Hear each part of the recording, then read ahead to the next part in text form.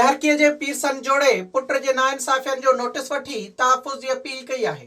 ॻोठ बागो भुट्टो जे रहवासियनि मोहम्मद इस्माइल भुट्टो ऐं अज़मत ख़ातून दाईंदे चयो त संदन पुट ख़ुदाबख्श भुट्टो जेको पंहिंजे पुट अली रज़ा भुट्टो सां मिली करे मिल्कियत फॿाइण चाहे थो, जॾहिं त संदसि ॿी औलाद बि आहे जन खे बि हिसो ॾियणो आहे। हुन चयो त ख़ुदाबख्श भुट्टो समूरी मिल्कियत ते कब्ज़ो करणु चाहे थो, जंहिं लाइ हुन हमिलो करे नंढे पुट नबी बख्श घरवारी ऐं ॿियनि खे क़त्ल करण जी कोशिश कई। असां हाणे एॾी तकलीफ़ में आहियूं जो उहो चए थो कि हाणे असांजी इहा जेकी मली आहे तुंहिंजी इहा मुंहिंजी आहे, ॿिए कंहिंजो कोई हक़ न आहे। ऐं मुंहिंजा ॿिया आहिनि पुटनि जी औलाद आहे, मूंखे नियाणियूं आहिनि, पोटा आहिनि, उन सभिनि जो हक़ आहे, सभिनि खे मां ॾींदुसि, इन खे त न ॾेई सघंदो आहियां। उहो इन ॻाल्हि ते असां सां विढ़े थो, असांखे सभिनि खे हिरासत करे थो, घरनि जे ॿाहिरां फिरे थो।